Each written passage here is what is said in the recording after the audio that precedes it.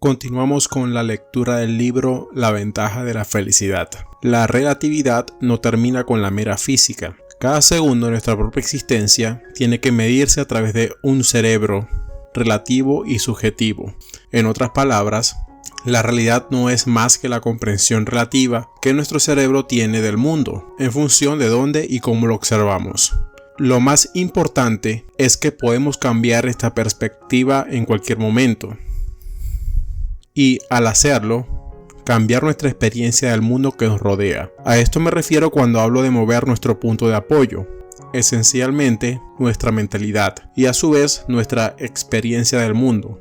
Nunca está grabada en piedra, sino que cambia constantemente. Si eso te sorprende, piensa en lo importante que fue para un grupo de hombres de 75 años que de repente se encontraron viajando en el tiempo. Dar marcha atrás al reloj. Si hay algo que creíamos estar seguro es que el tiempo se mueve en una sola dirección. Esa era la opinión predominante hasta que mi mentora Ellen Langer demostró que estaba equivocado con un golpe brillante. En 1979, Langer diseñó un experimento de una semana de duración con un grupo de hombres de 75 años. Los hombres sabían muy poco sobre la naturaleza del experimento, salvo que pasarían una semana en un centro de retiro y que no podían llevar fotos, periódicos, revistas ni libros, fechados después del 1959. Cuando llegaron, se les reunió en una sala y se les dijo que durante la semana siguiente debían fingir que era el año 1959. Una época en la que estos hombres de 75 años solo tenían 55 años. Para reforzar el escenario, debían vestirse y actuar como lo hacían en aquella época, y se les entregaron tarjetas de identificación con fotos de ellos mismos a mediados de sus 50 años. A lo largo de la semana, se les pidió que hablaran del presidente Eisenhower y de otros acontecimientos de su vida ocurridos en aquella época. Algunos se refirieron a sus antiguos trabajos en el presente, como si nunca se hubieran jubilado. En las mesas de café se exhibían números de Light y de Saturday Evening Post de 1959. En resumen, todo estaba diseñado para hacerles ver el mundo a través del lente de los 55 años. Langer es una psicóloga canalla.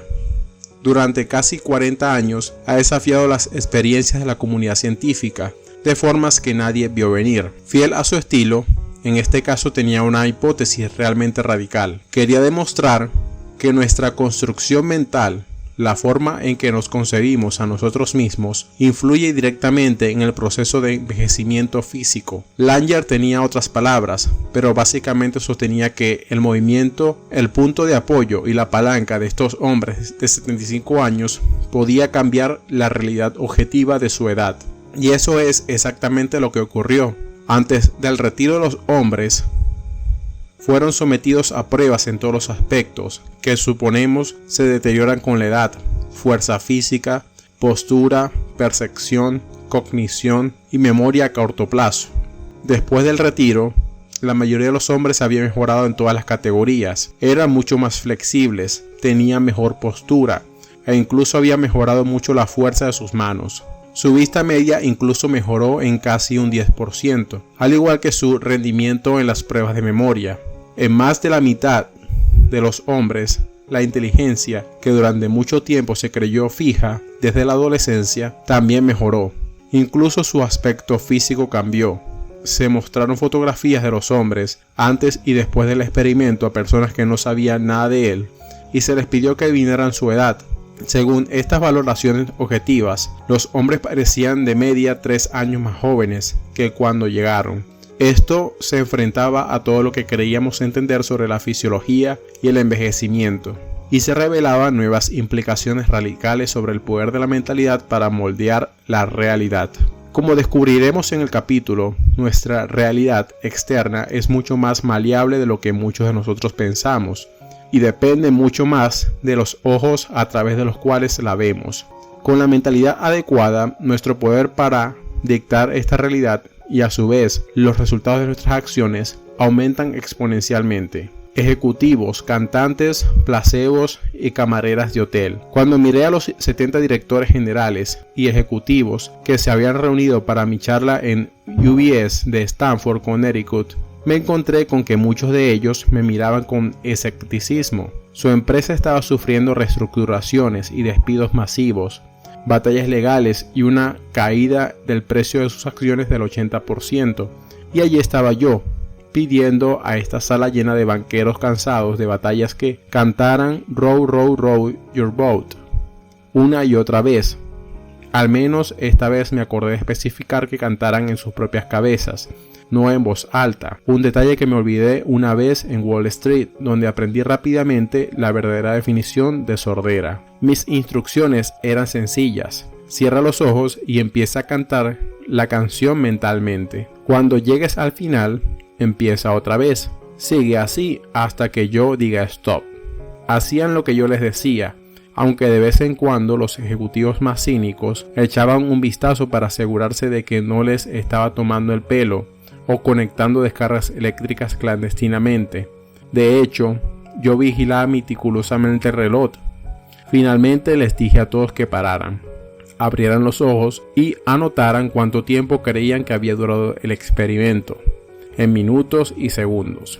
Un hombre calculó que habían sido 2 minutos, mientras que otro estaba seguro de que habían sido 4.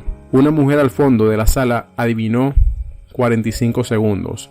Había 70 personas en la sala y escuché 70 respuestas diferentes desde 30 segundos hasta 5 minutos. Todos los ejecutivos estaban convencidos de que su estimación era correcta, pero, por supuesto, solo puede haber una respuesta correcta, que en este caso fue exactamente 70 segundos. He realizado este experimento en casi 40 países y cada vez que lo llevo a cabo escucho una enorme variedad de respuestas. La cuestión, por supuesto, es que lo que a algunos les parece un abrir y cerrar de ojos, a otros les puede parecer una eternidad, dependiendo de su mentalidad.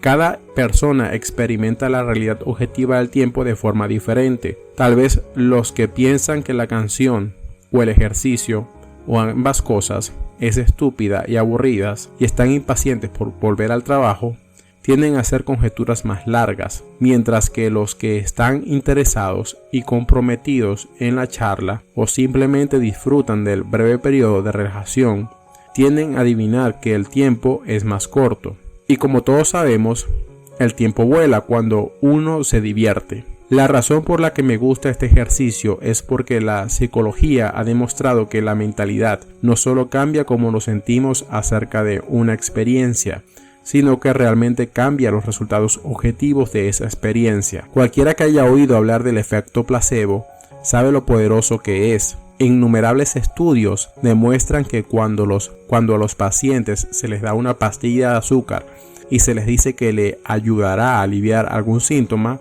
a menudo lo hace, a veces con tanta eficacia como el fármaco real. En un artículo de New York Times titulados "Los placebos resultan tan eficaces que hasta los expertos se sorprenden", los médicos describen estudios en los que un producto capilar falso hizo crecer el pelo en cabezas calvas y una cirugía simulada redujo la inflamación de rodillas lesionadas.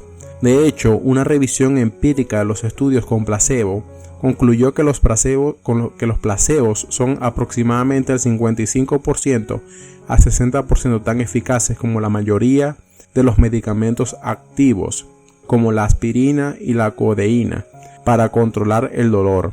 El simple cambio de mentalidad, es decir, la creencia de que se están tomando un medicamento real, es lo suficientemente poderoso como para hacer que el síntoma objetivo desaparezca realmente. Luego está lo que podría considerarse el efecto placebo inverso, que en muchos sentidos es aún más fascinante. En uno de mis experimentos favoritos de todos los tiempos, unos investigadores japoneses vendaron los ojos a un grupo de estudiantes y les dijeron que le estaban frotando el brazo derecho con una planta de hiedra venenosa. Después de los 13 brazos de los estudiantes reaccionaron con síntomas clásicos de la hiedra venenosa: picor, furúnculos y enrojecimiento. Nada sorprendente, hasta que se descubre que la planta utilizada para el estudio no era hiedra venenosa en absoluto, sino un arbusto inofensivo. En realidad, las creencias de los estudiantes eran lo suficientemente fuertes como para crear efectos biológicos de hiedra venenosa, a pesar de que ninguna planta de este tipo les hubiera tocado. Luego, en el otro brazo de los estudiantes, los investigadores frotaron hiedra venenosa real, pero les dijeron que era una planta inofensiva. A pesar de que los 3 estudiantes eran muy alérgicos, a solo 2 de ellos les salió erupción de la hiedra venenosa. Me encanta este experimento, pero lo que más asombro me da es el hecho de que los investigadores consiguieran de algún modo permiso para untar con hiedra venenosa a personas que son muy alérgicas. Yo tuve que esperar meses para obtener el permiso del departamento para pedir a los estudiantes de Harvard que jugaran a las charadas. Entonces, ¿cómo es exactamente que nuestra percepción relativa de lo que ocurre o de lo que creemos que ocurrirá puede afectar realmente a lo que ocurre? Una respuesta es que el cerebro está organizado para actuar en función de lo que predecimos. ¿Qué ocurrirá a continuación? Algo que los psicólogos llaman teoría de la expectativa. El Dr. Marcel Kingsborner, neurocientífico de la New York School for Social Research de Nueva York, explica que nuestras expectativas crean patrones cerebrales que pueden ser tan reales como los creados por acontecimientos del mundo real.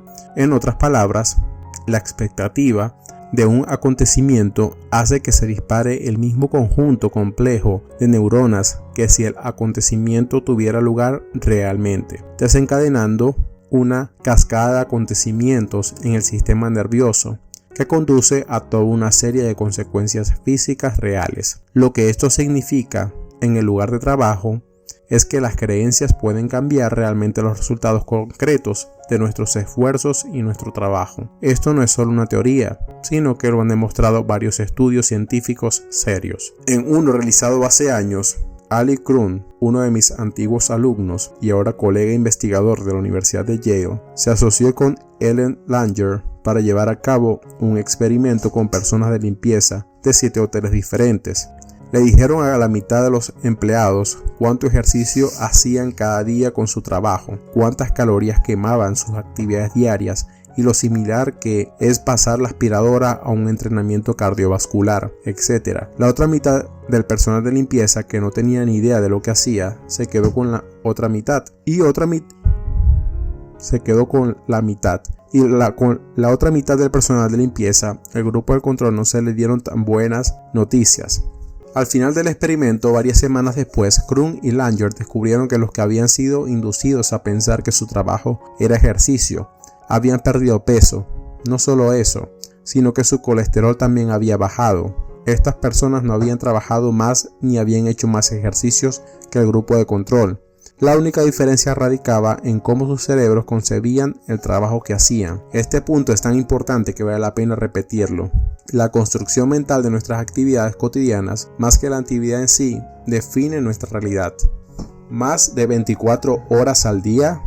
Teniendo en cuenta lo que sabemos ahora sobre la naturaleza relativa del tiempo, pregúntese lo siguiente: ¿cuánto más eficiente y productivo, por no hablar de feliz, podrías ser si cambiara tu forma de ver las horas de tu jornada laboral? En un escenario en el que la realidad puede experimentarse de muchas maneras, dependiendo de dónde coloques el punto de apoyo, la pregunta no es ¿por qué solo hay 24 horas al día?, sino ¿cómo puedo utilizar mi experiencia relativa de la jornada laboral de la mejor manera posible? Las personas con más éxito adoptan una mentalidad que no solo hace que sus días de trabajo sean más llevaderos, sino que también les ayuda a trabajar más tiempo, más duro y más rápido que sus compañeros con mentalidad negativa. En esencia, estas personas utilizan su mentalidad positiva para obtener el control, relativamente hablando, del propio tiempo.